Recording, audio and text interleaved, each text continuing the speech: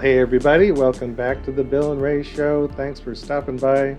I'm out here in the torch shop to make a marble today, and I'm going to use some dichroic glass, which I haven't done much dichroic work for a long time, many years. So I've got a little piece here. It's going to be the guts of our marble. Let's see what we can do.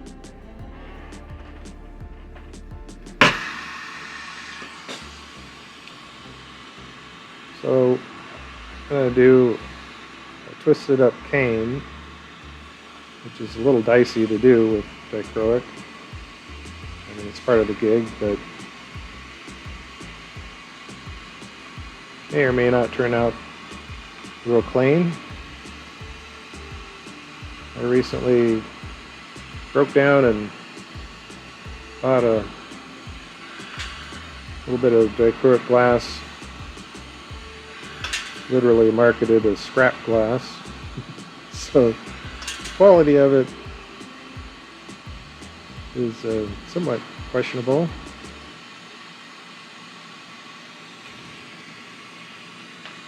Okay, I got this little piece of dichroic here, and I'm going to attach a handle to the end of it.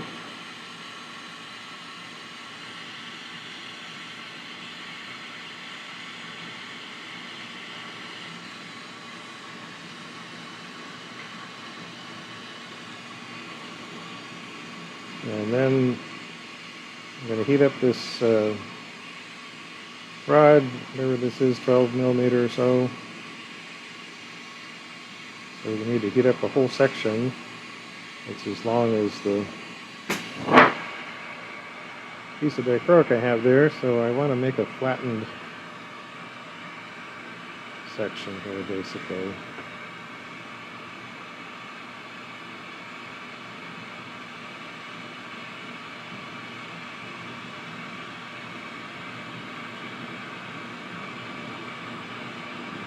I'm going to get some heat base in here and then give it a squish.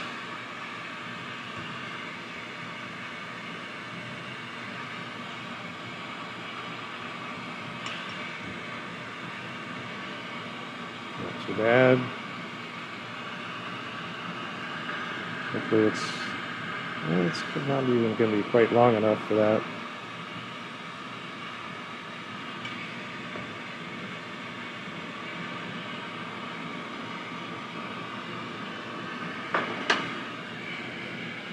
Okay, I'm going to try and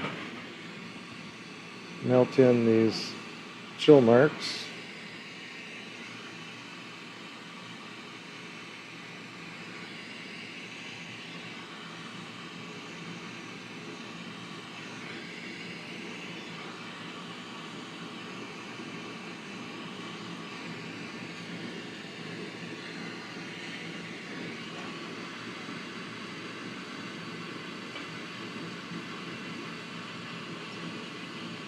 Now, the dichroic glass is pretty finicky stuff. And years and years ago, I made tons of beads with dichroic glass, and that was a COE 90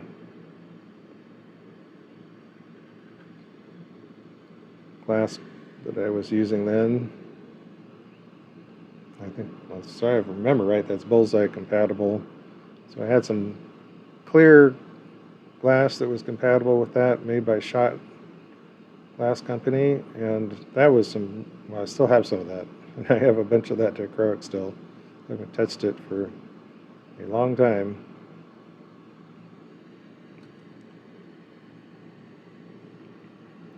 So now this juggling act. I'm going to try and marry this up at the end.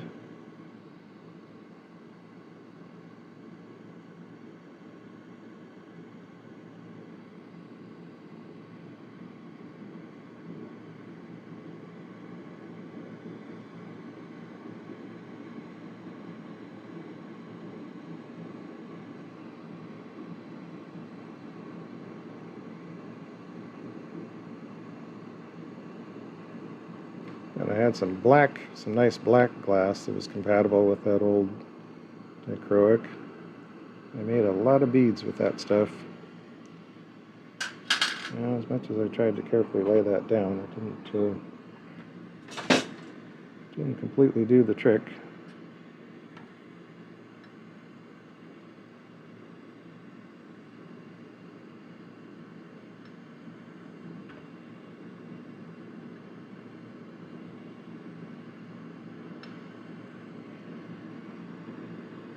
Okay, then I want to try and run around the edge to seal it in.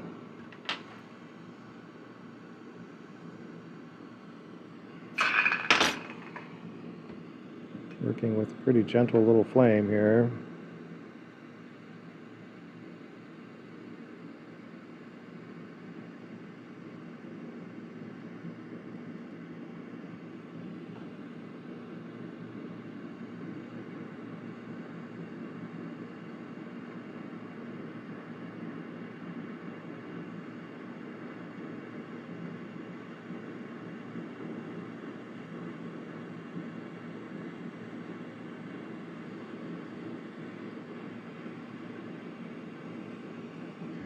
Alright, now I want to fill in some clear glass, basically build up some clear. I'm trying to stick with a pretty soft flame. This is kind of a rich flame right now. Flame chemistry is not too important with the clear glass.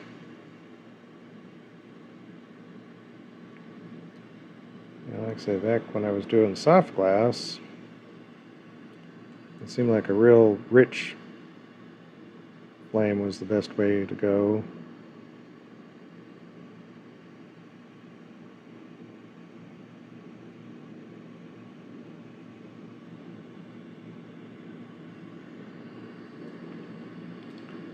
But a couple things I never really was all that happy with dichroic glass.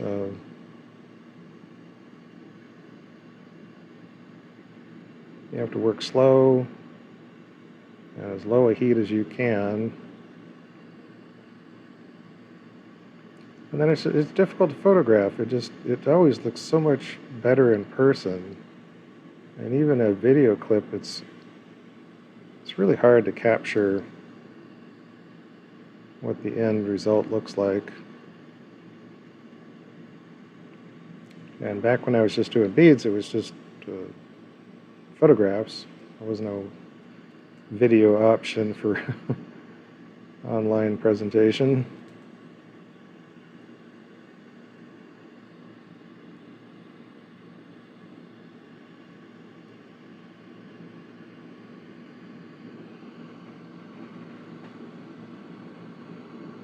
So I kind of gave up on it a long time ago, and I haven't touched it in years and years now. To be honest, the last 2 days I've been out here doing some little sample things, trying to see what I could do. Kind of determined that some of the glass that I got is not the greatest quality for torch work.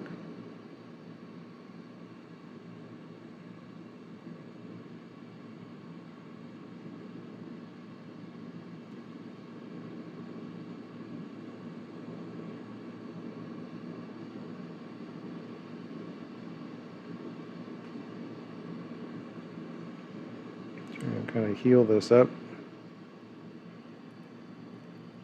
Not sure if I trapped some air in this end here. I might have.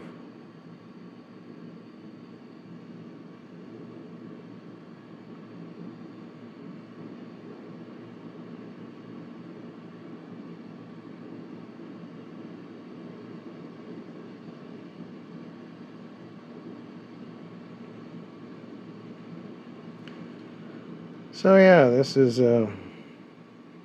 chill time in the torch shop. And I really try and not push it.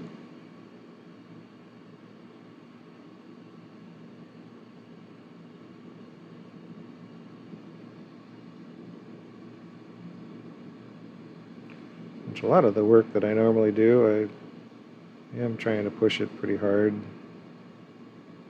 with with my limited torch resources of oxygen and type of torch I'm using.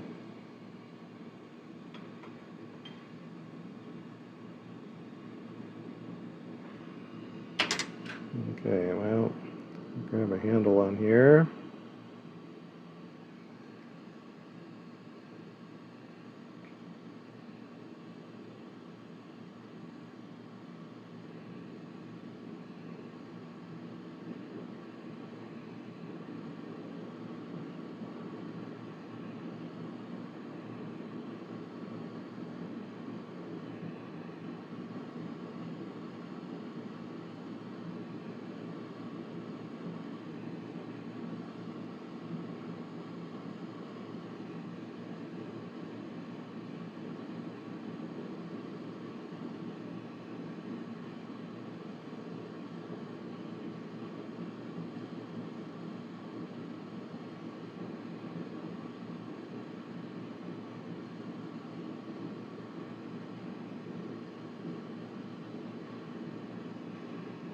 Okay, now I got this kind of mostly worked in.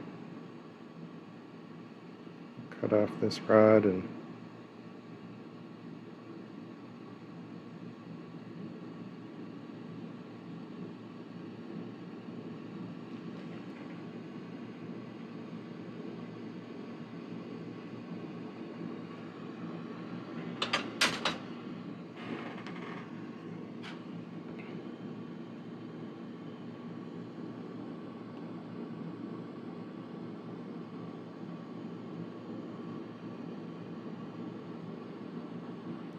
yeah, looks like there's some bubble activity there, so this end will be kind of the scrap end.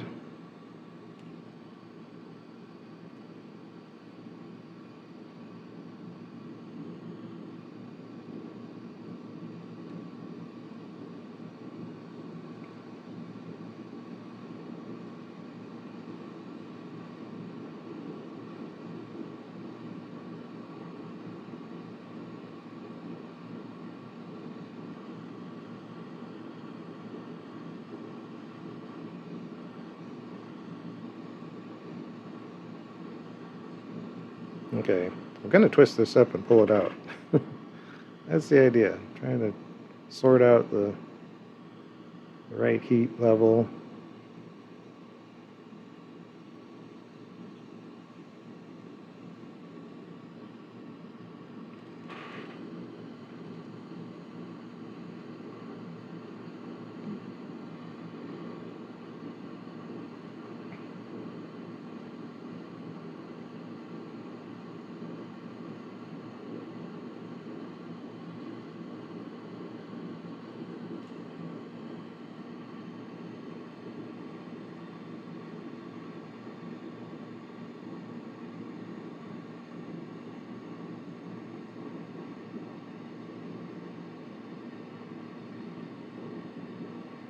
Alright, so far so good.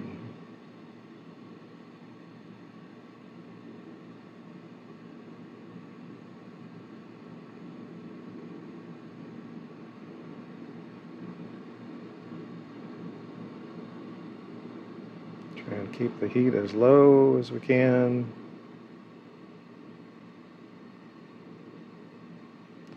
Just try and be patient.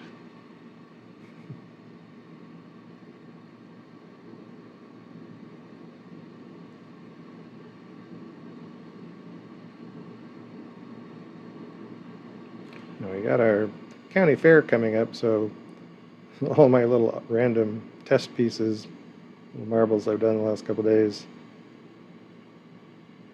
they all will be good items to have at the fair.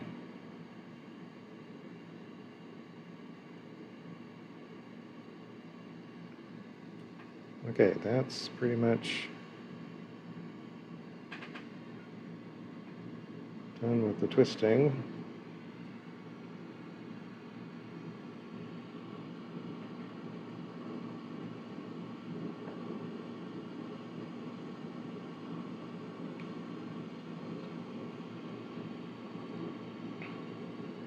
And that is our cane for the day.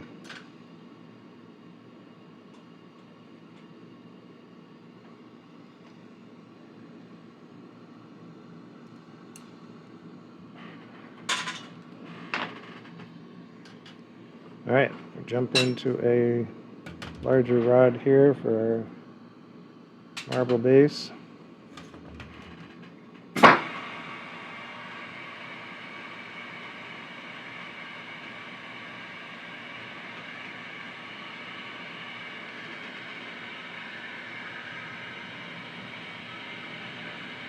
going to try and get out here fairly early. It's going to be a hot day today.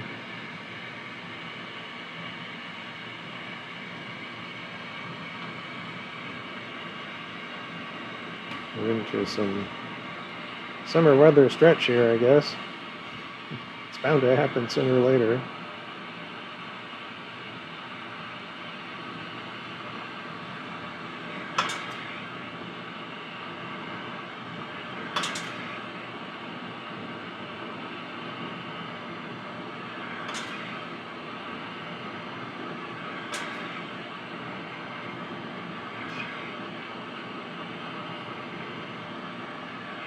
We're definitely kind of working on some different things, trying to build up some inventory for the fair coming up here at the end of the summer.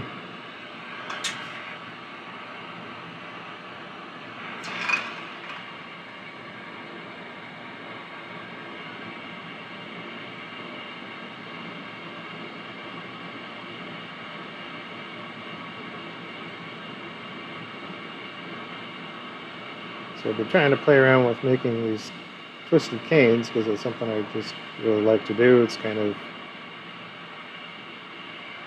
a thing that I use in a lot of my work.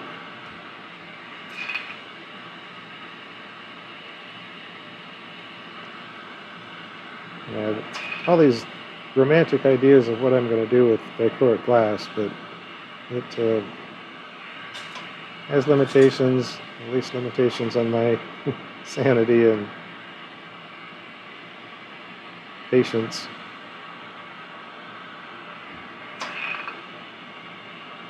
That's one reason I kind of broke away from making the beads back in the day, because I started trying to hurry it up, crank them out, whatever, and then the problem with dichroic is you overheat it and it burns out.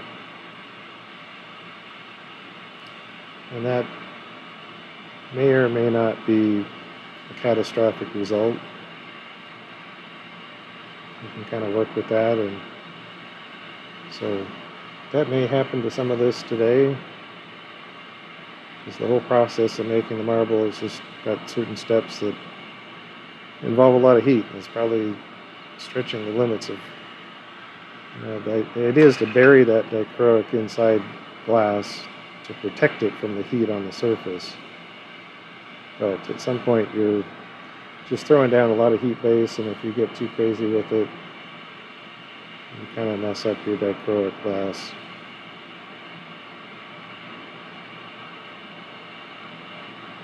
So the quality of the dichroic layer to begin with is pretty critical, and the technology's come a long ways, but certain batches, whatever, certain glass is going to be more tolerant than others. Some of it's pretty bulletproof to a lot of heat, but some of it is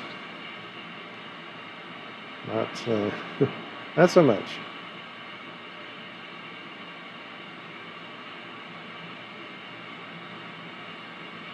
So I'm going to try and start out, as I have been on a lot of my marbles lately, just building up a good sized gather and then shaping the end to be our interior cone, building up some layers, maintaining that cone shape, and then building up, bulking up the backside.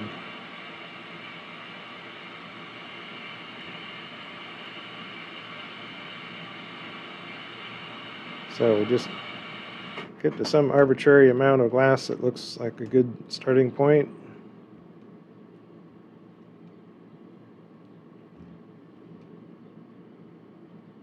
So for the most part, today's marble is going to be pretty simple, pretty straightforward. We'll see how it goes.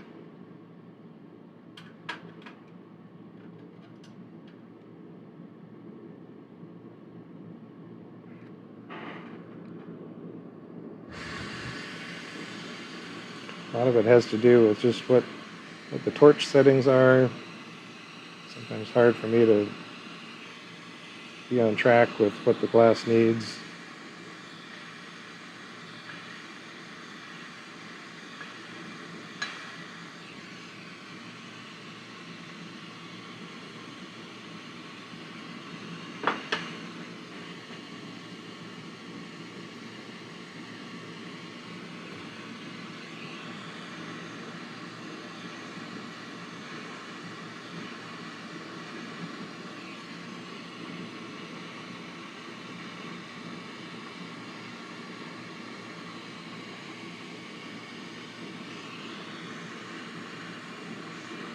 And get this angle going and then trying to kind of draw it out.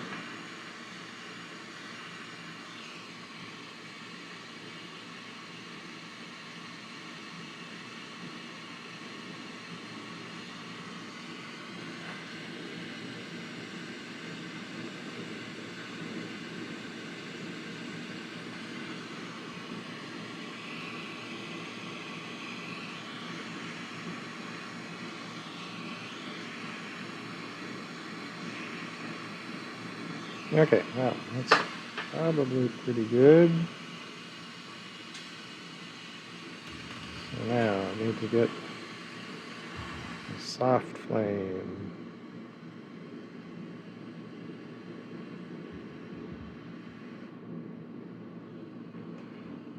If you listen to your torch, depending on what sort of torch you have, and determine if this is too hot to handle. I think we're okay. If you listen to your torch, a gentle flame is going to be quiet.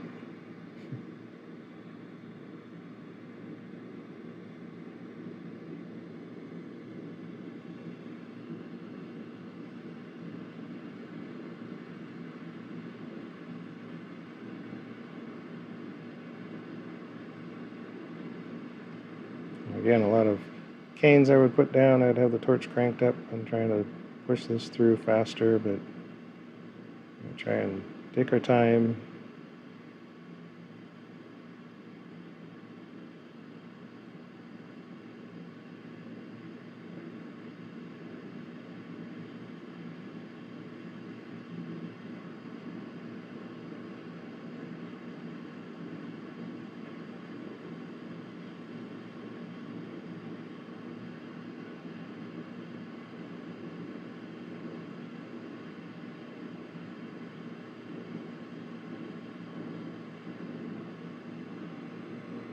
As I often do, try and step away so we're not touching the prior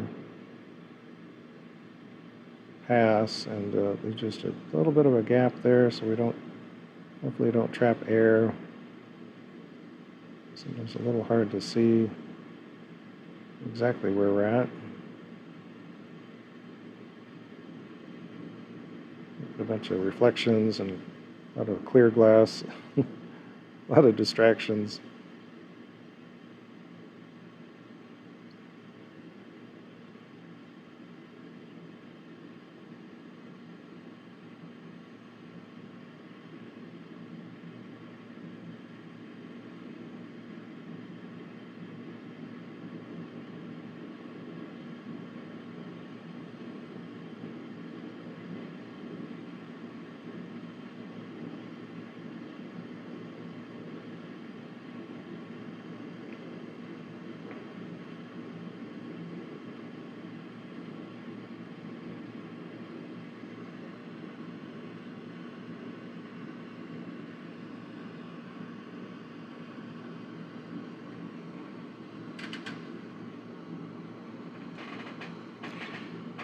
Now to melt that in, the temptation is to throw a lot of heat at it.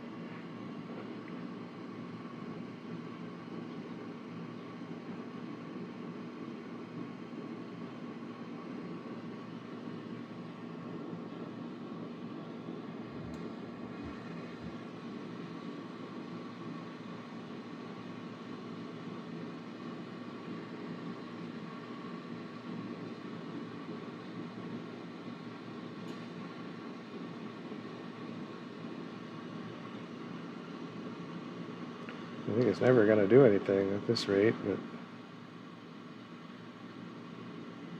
try and get that heat base. You got to get that core clear glass to get up to temperature and allow these to flow.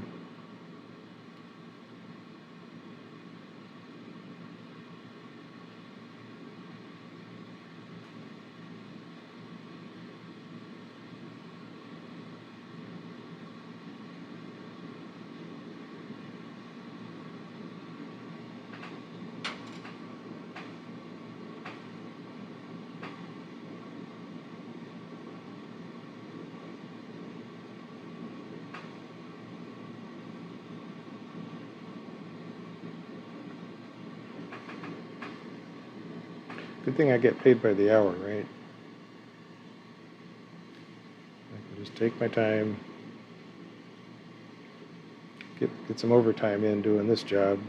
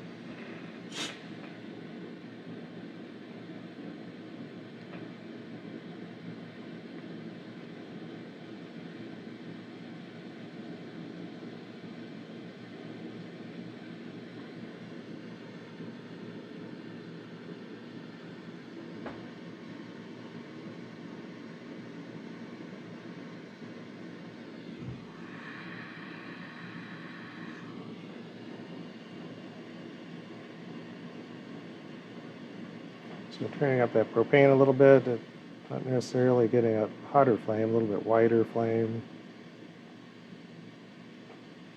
It's actually probably a slightly cooler flame. More propane you get in there.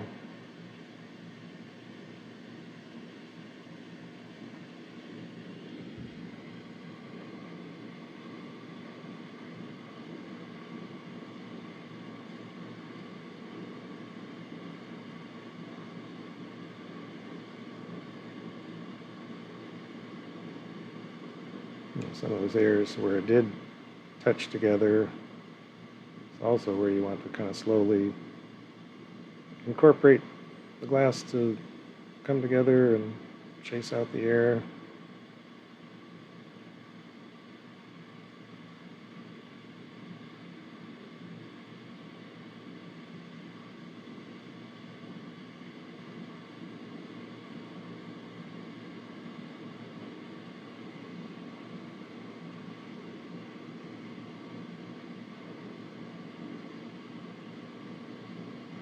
Now, another thing with dichroic glass, you can use a lot of your graphite paddle, push things around,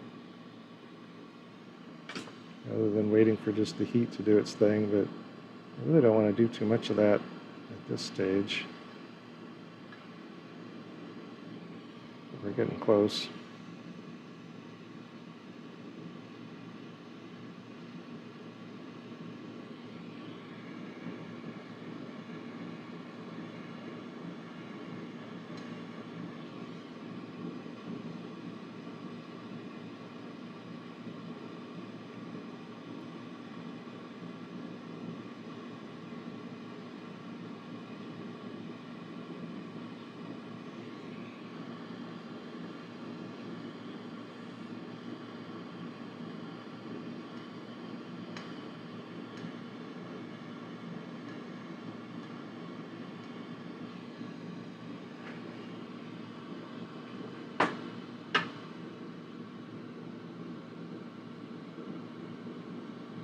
Okay, next step.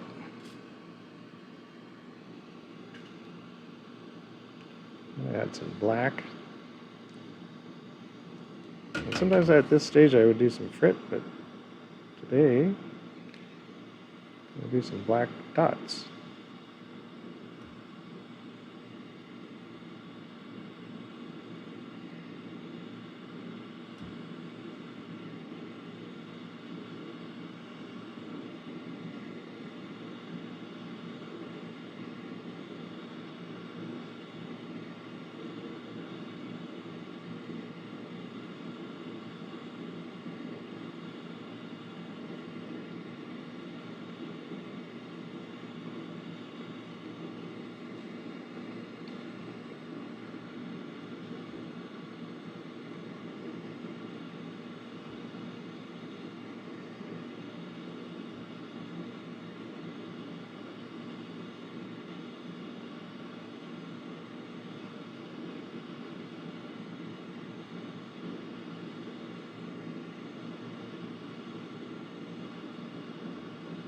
I'm trying to give some dark backing. The dichroic will look a lot better and different against a dark background.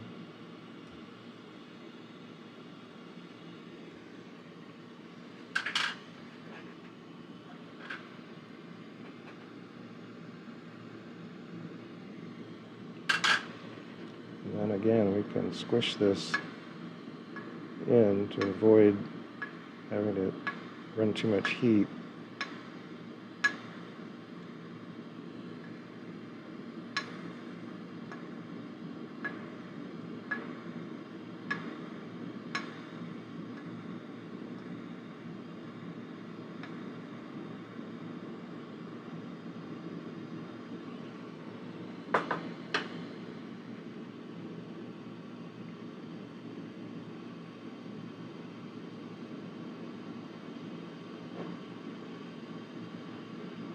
Alright, next step is going to be some gold fume.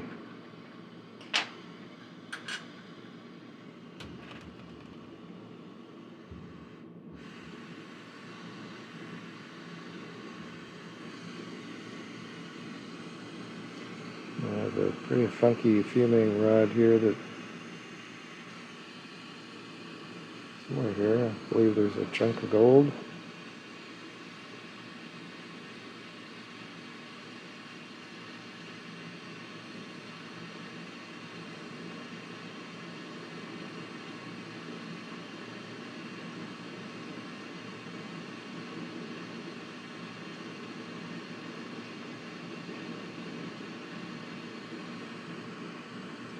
Bunch of gold.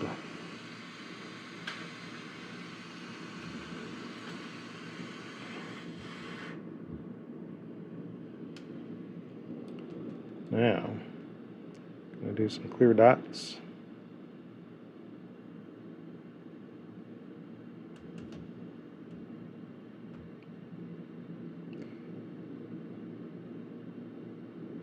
And to a degree, I'm going to try and sort of ignore the dots that are already down.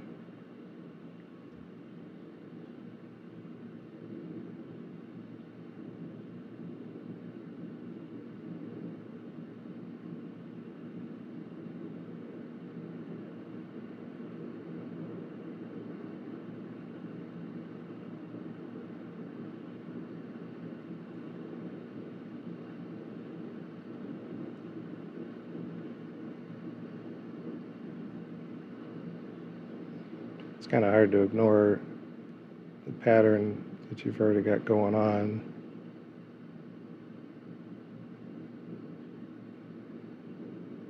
Because arguably, any dots that are on top of the black dots are going to not be visible.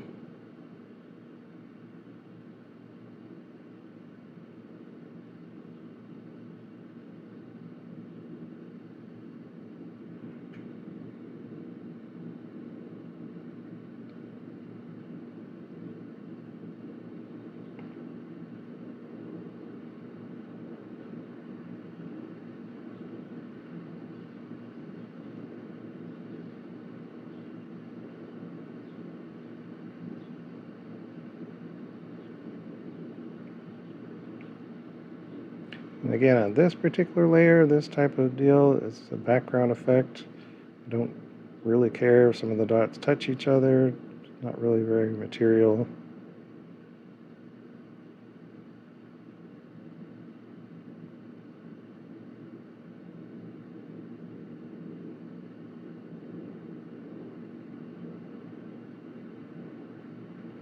Yeah, doing this kind of work, you might as well listen to some chill music, because amped up music will not really be a benefit here.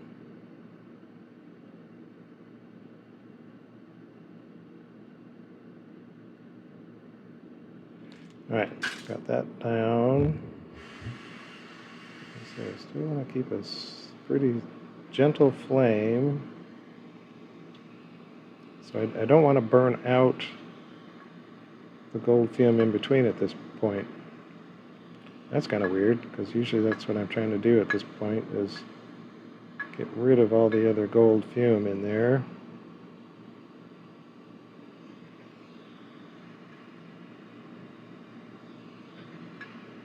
We're going to break a bunch of norms. What's normal for me and what I've done in many of these videos. I'm going to do some things a little differently.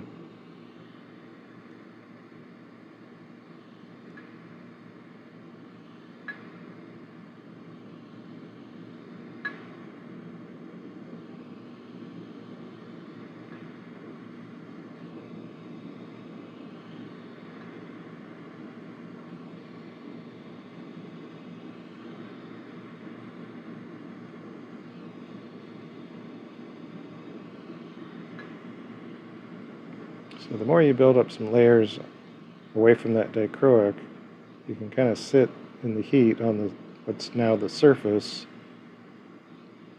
as long as you don't sit there for too long. You can just kind of work the surface.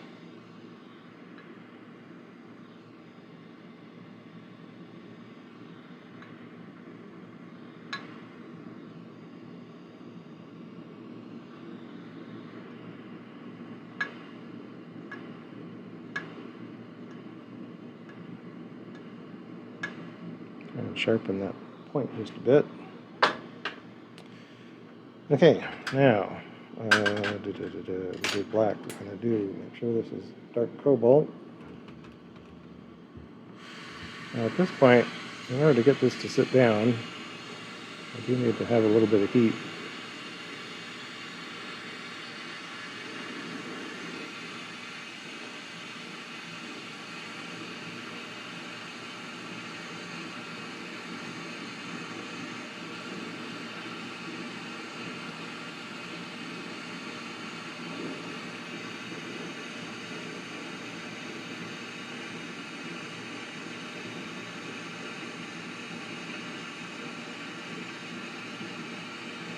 I want this glass to be good and hot and push into whatever irregularities are going on.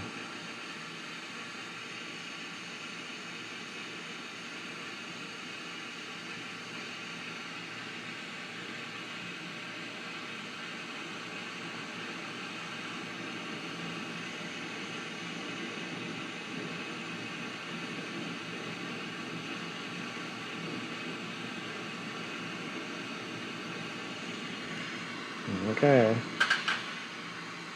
now we're going to risk a little bit of heat, squish this in. Again, we're up away from that dichroic, so working the surface, in theory, won't affect it too much.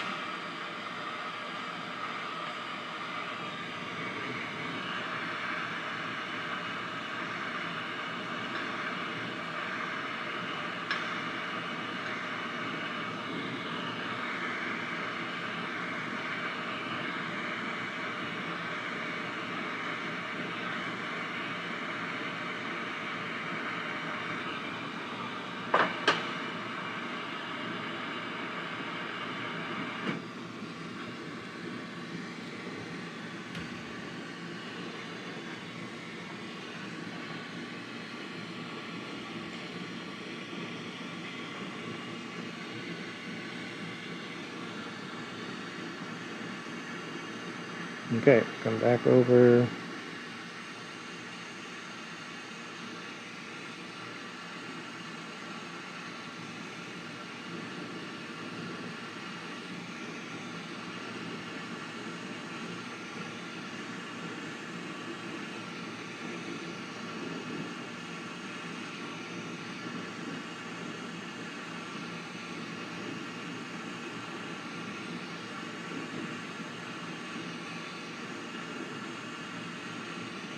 And fill in that void between the lines of cobalt.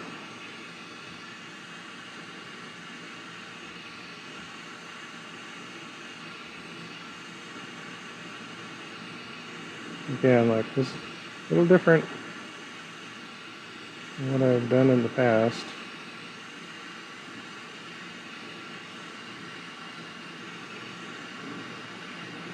In terms of getting this backside with what I usually consider the base color in these kind of marbles.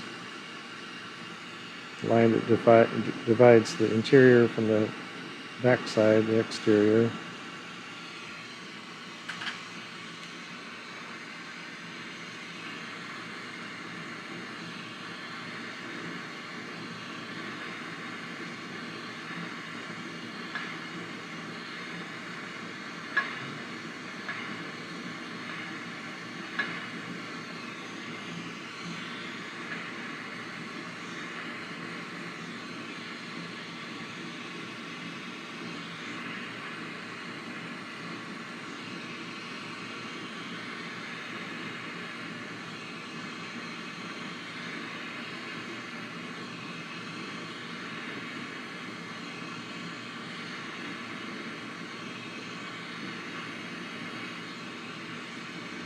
There are a couple bubble situations here we could address at this point. Maybe just one.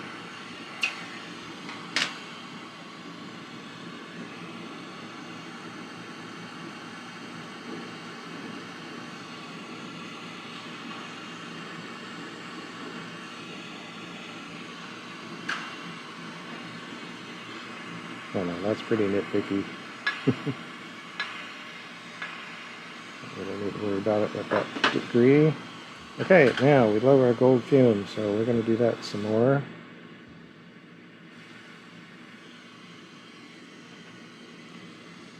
This is going to be very shiny, inside and out.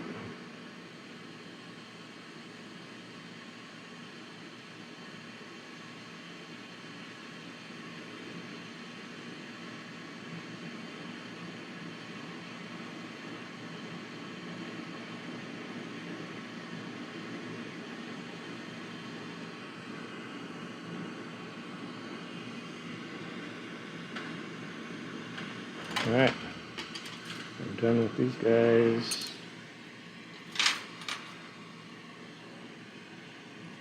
Got some nice dichroic cane left over for another project.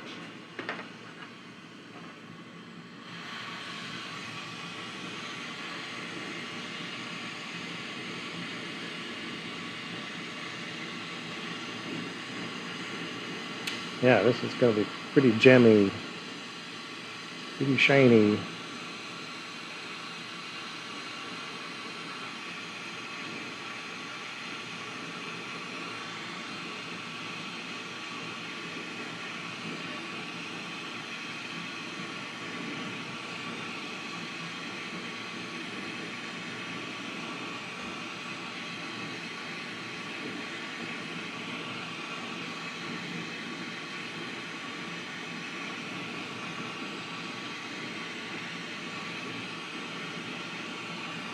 Now again, this can be a fairly intense heat because it's not going to have enough time to penetrate very far into the interior.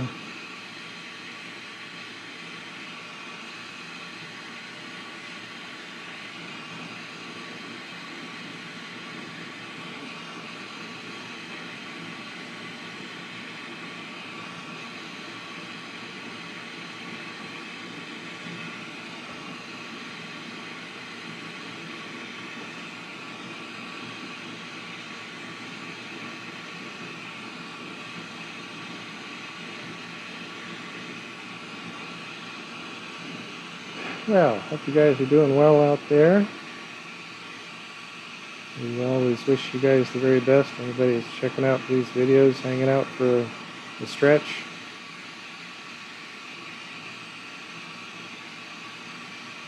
I may have skipped by this part, but if you're here, if you're hanging out, thank you so much.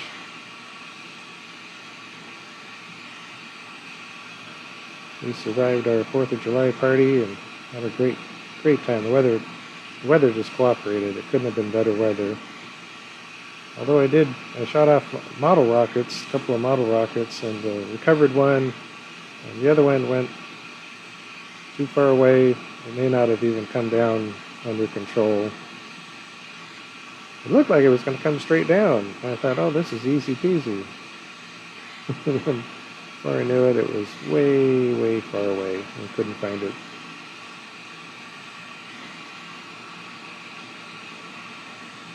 And these are little bitty rockets that this one in particular I built, gosh, I don't know, many years ago. Hadn't been flown in a long time.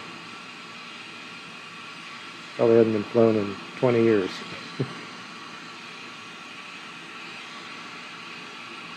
So, it's gone, it's gone. I still hold out some hope that maybe in the wintertime or sometime later when the foliage is dropped, maybe it'll be easier to spot. But by then, the weather probably has gotten to it, and it's not going to be in very good shape anyway.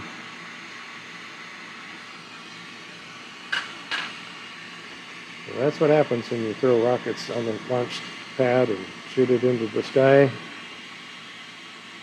You never know what you're going to get. Okay, I'm coming around this top edge, pointing out, got a lot of gold fume out there on the lens side of things.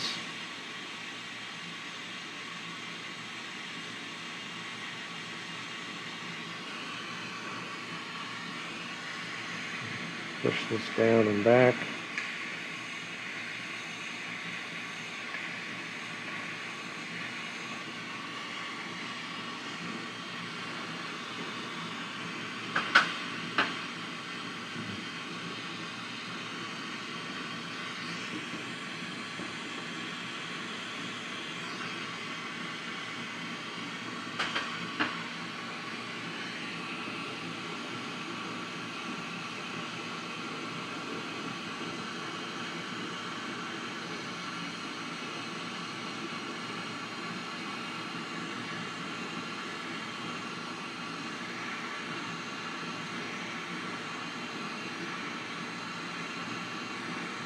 Yeah, pretty chill situation going on here.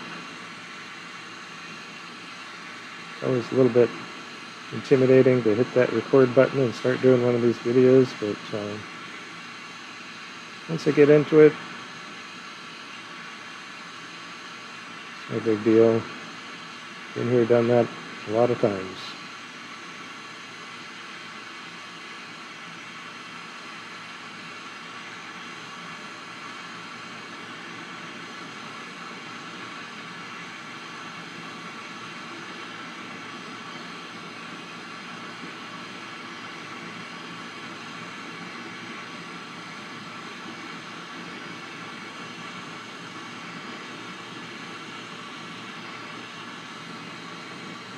Okay, it's a little small. If I have plenty of rods that are ready to roll, wipe them down clean, got the end melted out to and cleaned up so it's ready to start using it.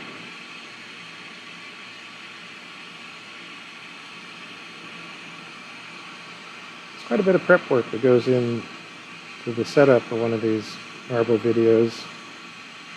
A lot of mundane stuff of pulling some stringers and cleaning up some glass, but this one didn't have a lot to do.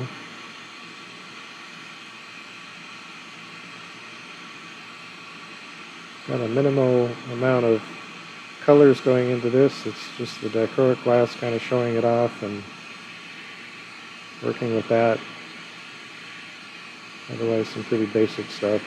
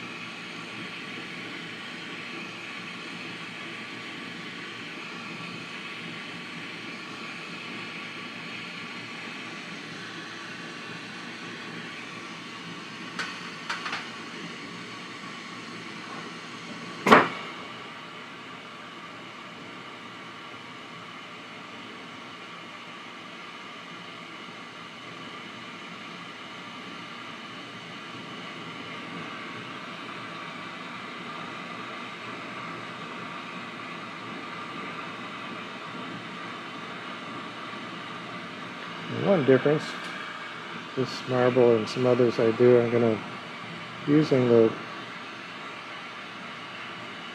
molds a lot more aggressively, so we don't have to just rely on the heat.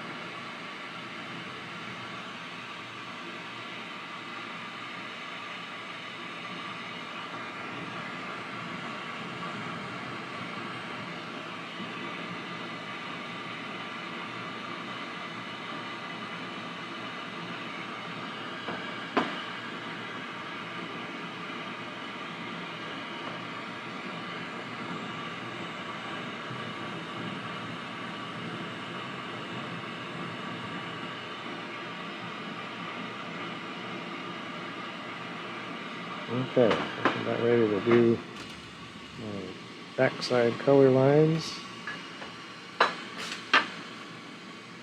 And again, a little break from what I do so much. I'm only going to use 2 colors. I'm going to try and space them out, so the third color is going to be the fumed cobalt underneath.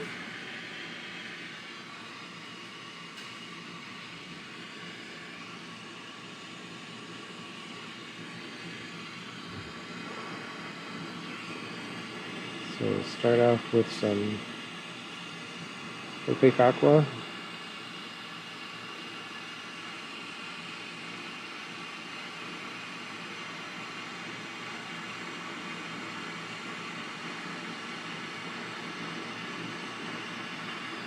So it's effectively very, very similar. Space this out.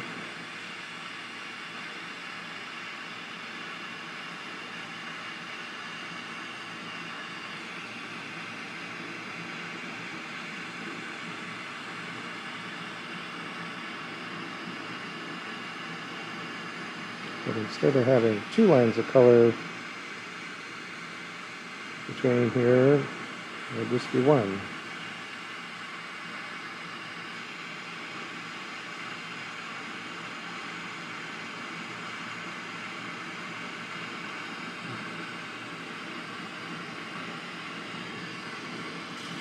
And the other color will be Unobtanium.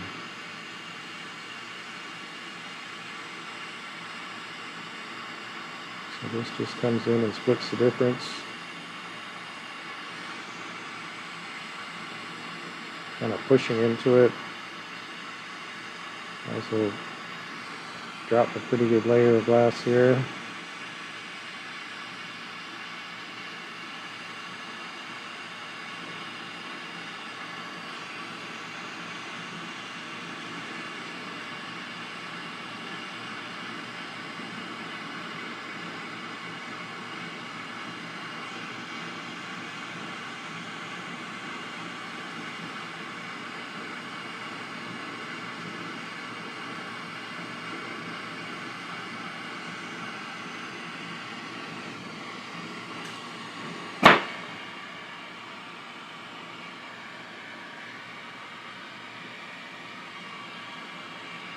Got my favorite coffee mug out here today.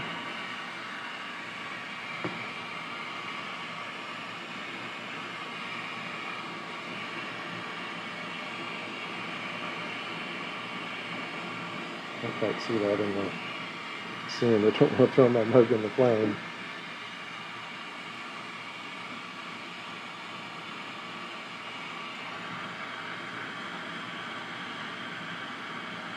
Okay, trying to do an intense melt in on the surface, and then let that settle down for a minute.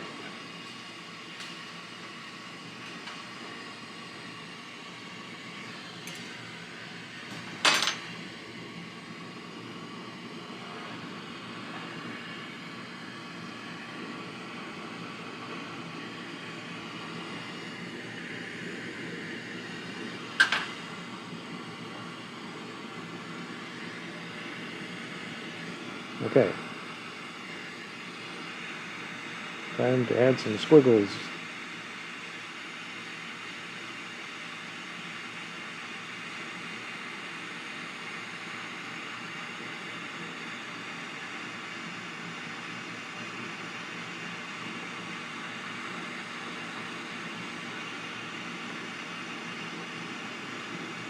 And the cool thing about the gold fuming underneath on Cobalt is that it's going to be heavier gold on the very far end and not so much up towards the top. At least I think that'll be it. So you'll see kind of this fade from blue to gold.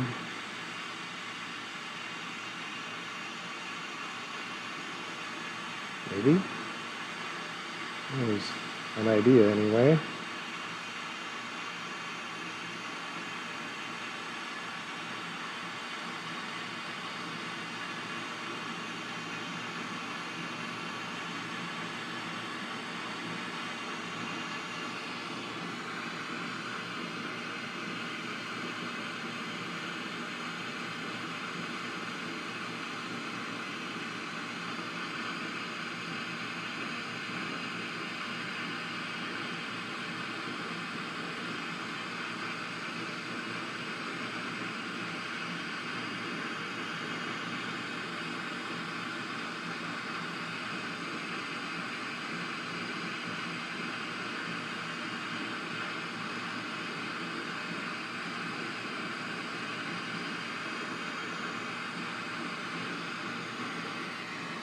Okay, try to come back here on the center. Give it a moment and pull this out. It's nice when you can keep it all on center there. Doesn't always happen. And we'll heal up this first rake line.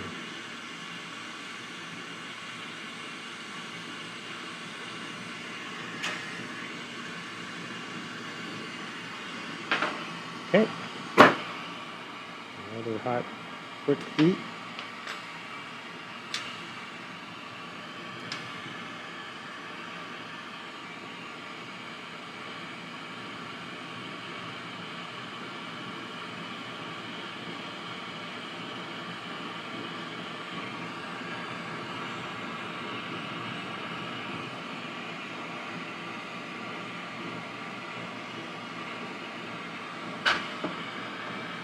This mold might be a little too small to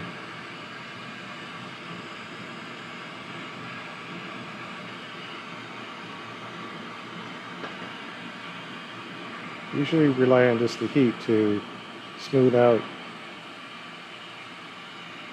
at this point, but trying to not get quite so much heat going on.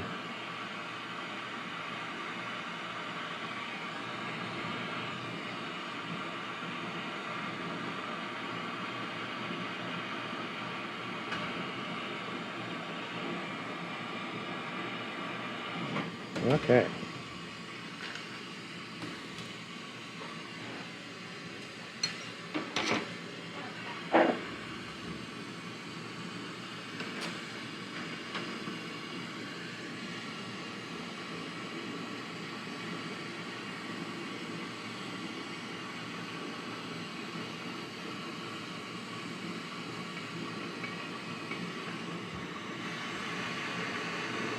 Getting the torch set because the next phase of building up the lens side, kind of hard to fiddle with the torch.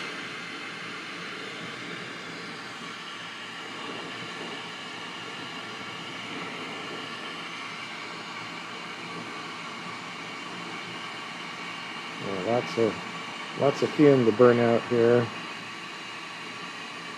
and even though the surface will burn out pretty readily, it's going to leave a mark underneath the surface. So that's why at the next phase, after I get this lens built up, I'll tear out some glass and minimize how much an effect that has on it.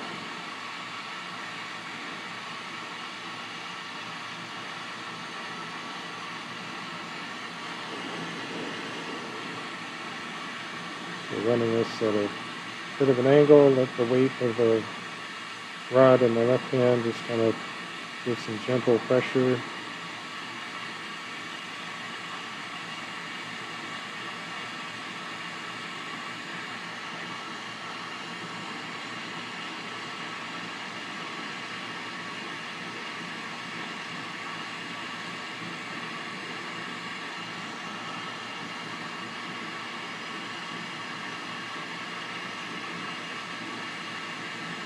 Trying to avoid any twisting, kind of rotate both hands at the same speed, and I do that in little short jumps because the size of the rod is way different size. You can't really just rely on the feel of an equal rotation. And it's one of those things, if I think about it too much, it seems pretty weird, but I'm just kind of accustomed to doing it. So you do little steps, you maintain some control on axis.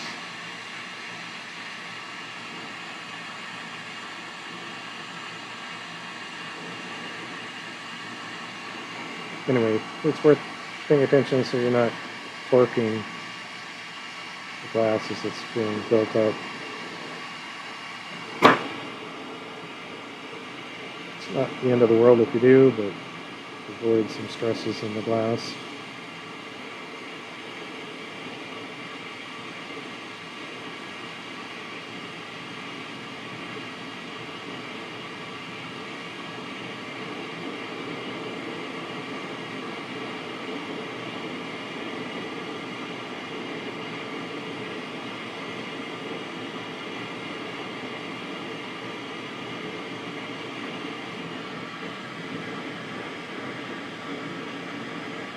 Okay, looking for that acorn shape, fat around the circumference, and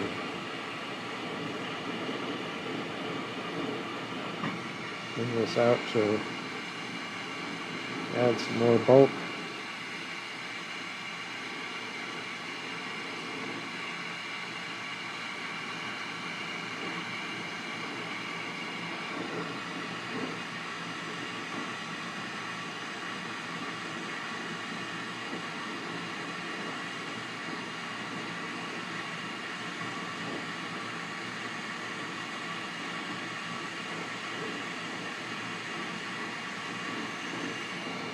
You can always remove some clear glass, but it's hard to add.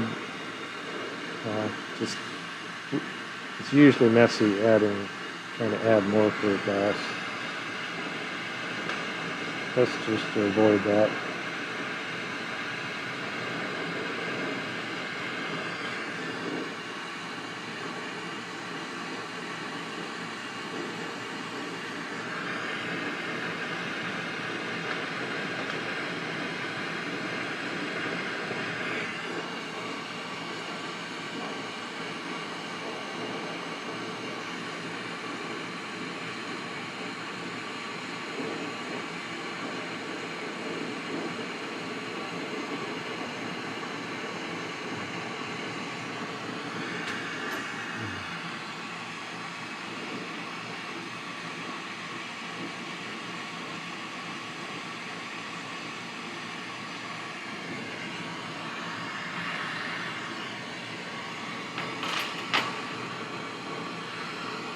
Okay.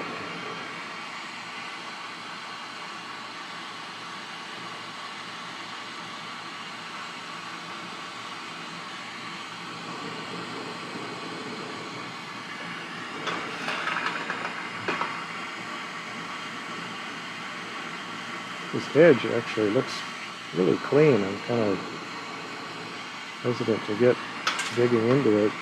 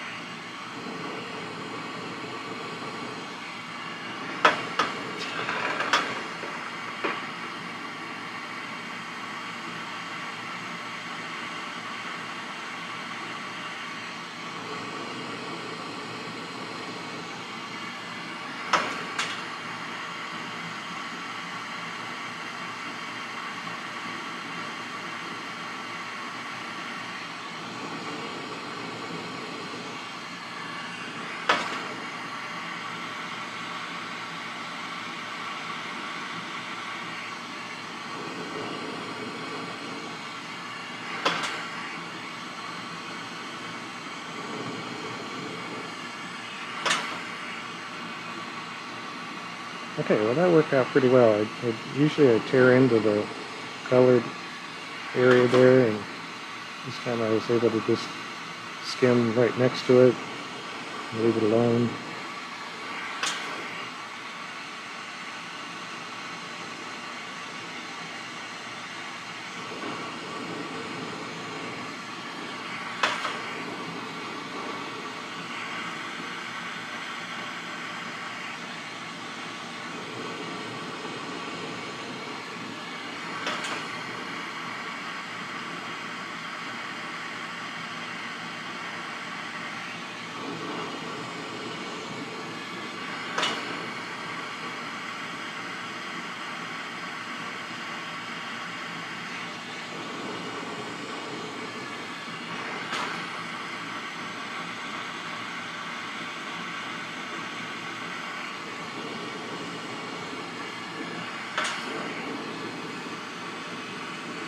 Okay, making progress here. This is going good.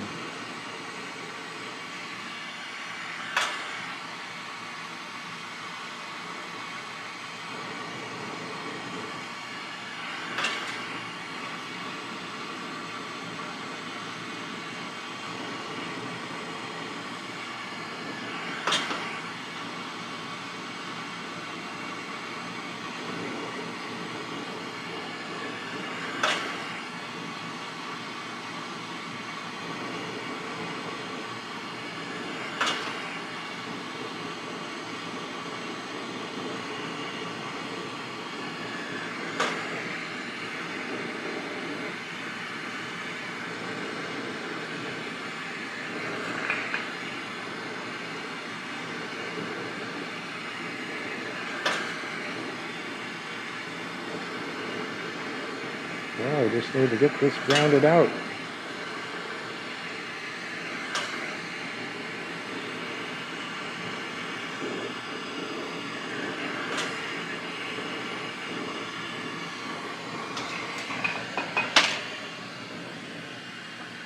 Which is always a little easier said than done.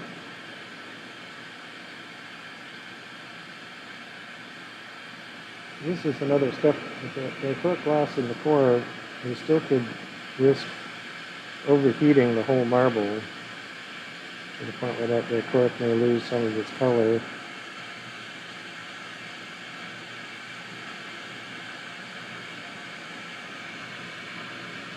And I don't know any real artsy way to do that.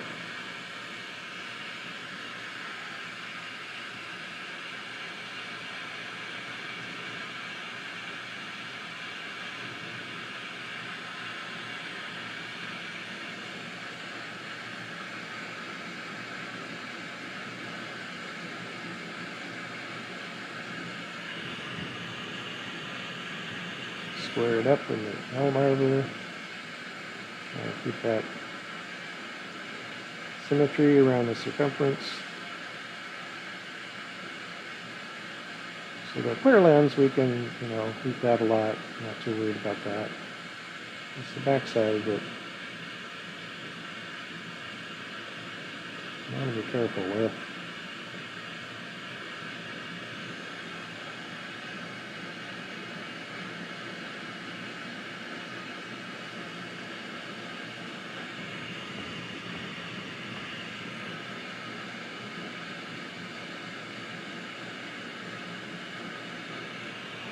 And at this phase, we might decide to pull off a little bit of clear. I think we have more than we need.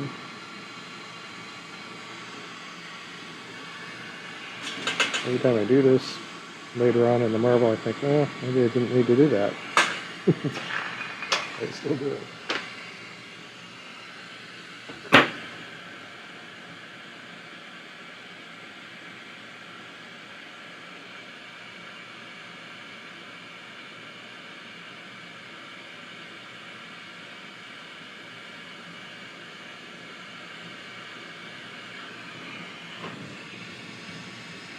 Okay, we have an oversized mold here.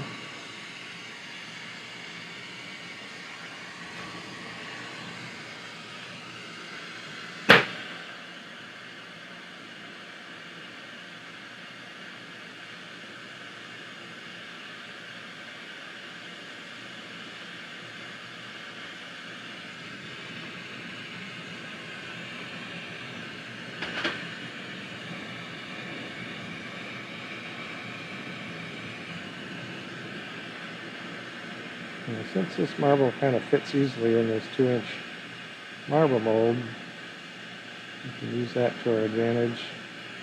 These are a couple little specks here.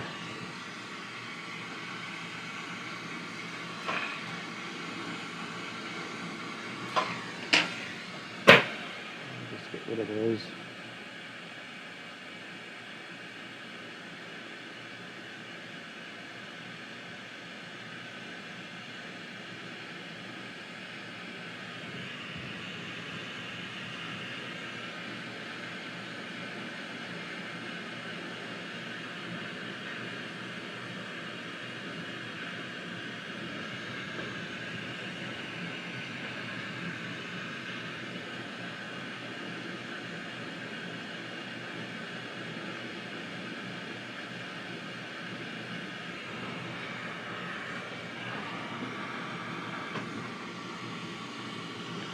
Okay, I got a funky shape now.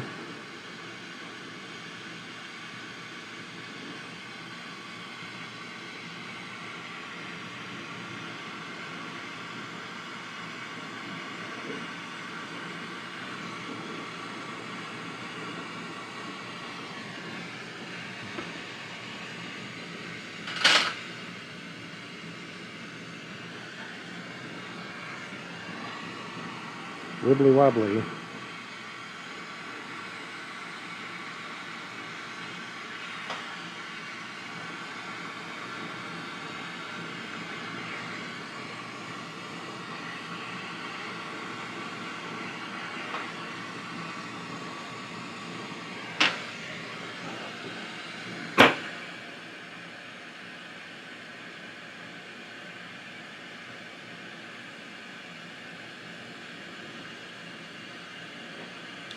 just hope we can move the glass without disturbing the interior too much.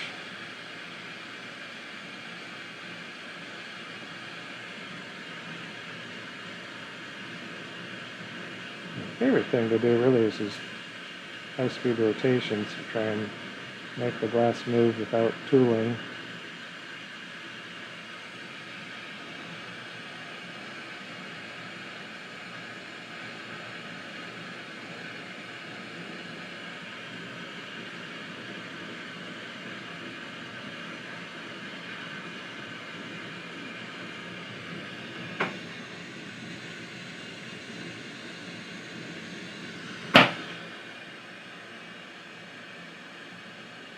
I left that very end exposed just a little bit in that last run in the marble mold.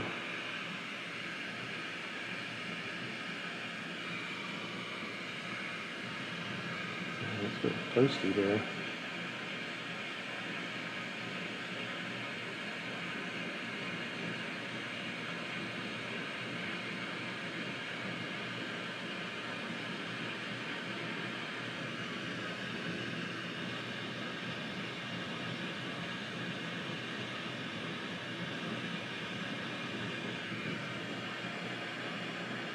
A little bit of awkward force there.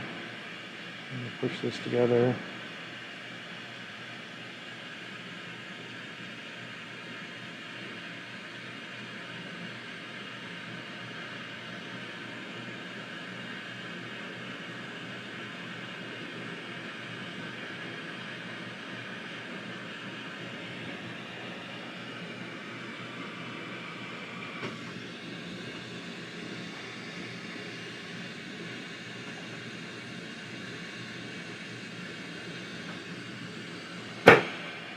That's coming together. Like I say, a little bit of awkward force there, trying to really push on it.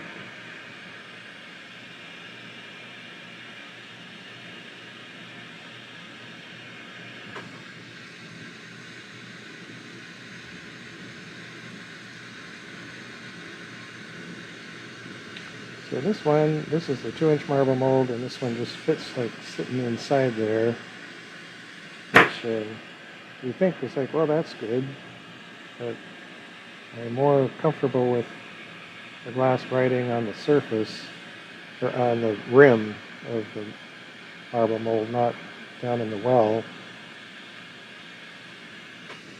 So this is good for a certain amount of overall shaping. You actually need to get the smoothness with a smaller mold.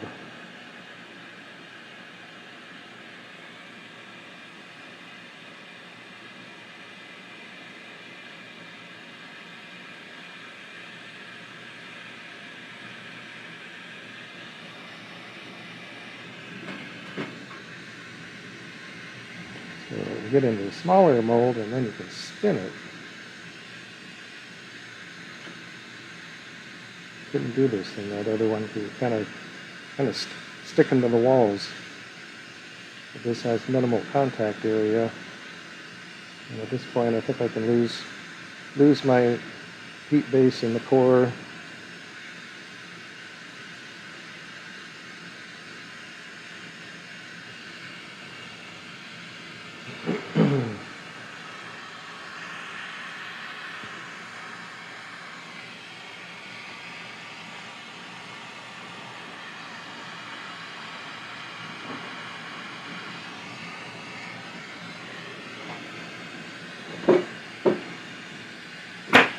Okay, now I think we can do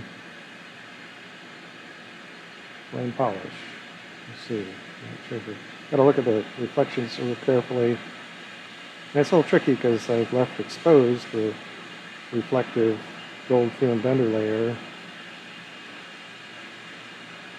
I might not quite be there yet.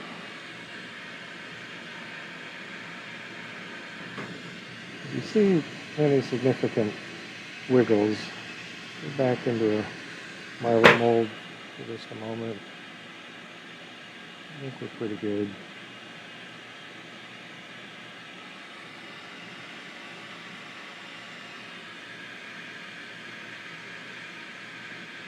And if need be, you can do a couple passes on the flame polish.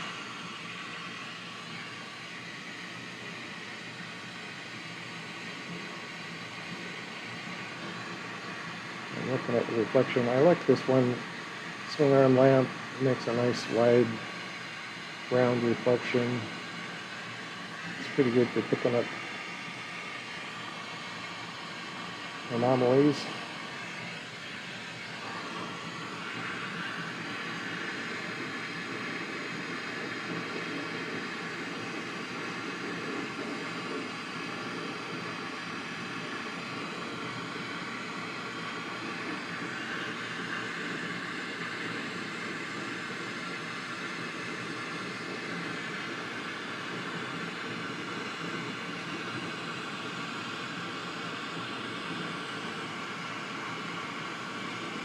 Okay, switching punties. Try and focus on the new punty and let the old one wiggle around.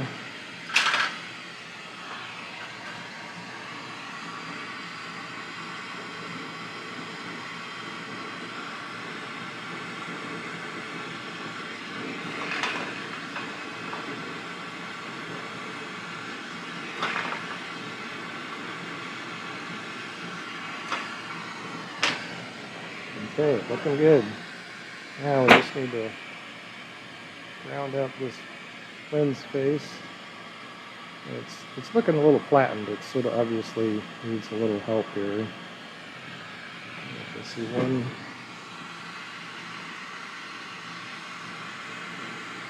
Maybe more than one.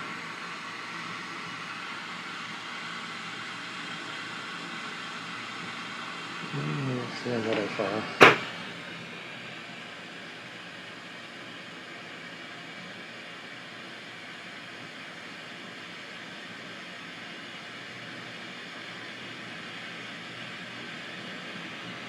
But sometimes if you really analyze the geometry, the backside sphere may not match the front lens sphere all that accurately.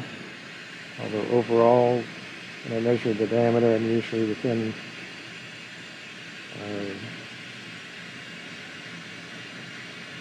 2/100ths of an inch.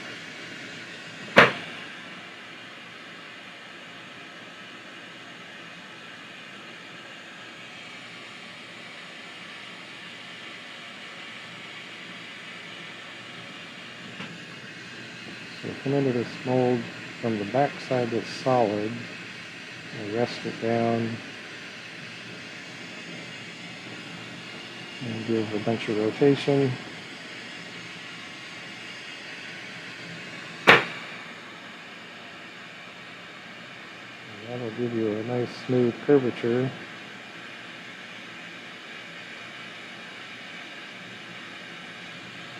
But it'll probably leave some wrinkles, so then you just got to use some flame polish cycles.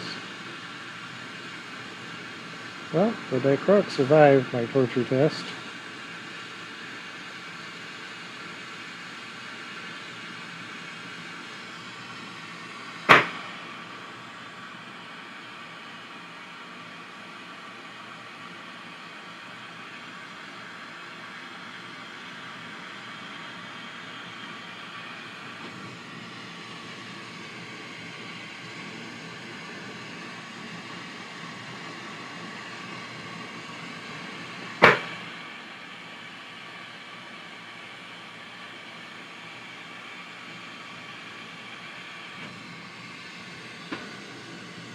Point, we'll just kind of let it hang here a little.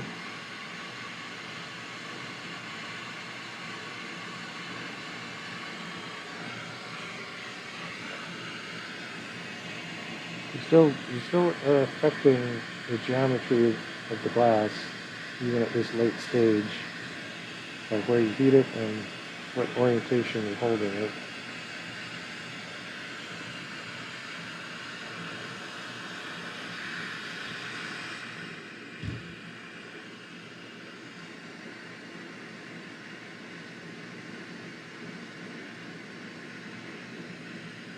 Okay, pretty trippy.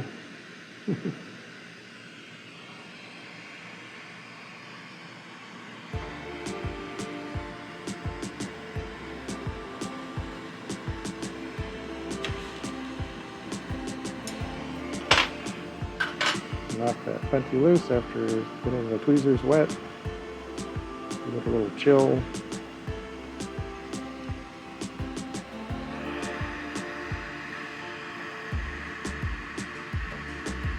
And just give it a little soak of heat. Let that glass relax and move around. The reflection is looking smooth. So we can call it good. Well, that went really well. Kind of wish there was more dichroic in there, but next time. I'm going to kiln and go.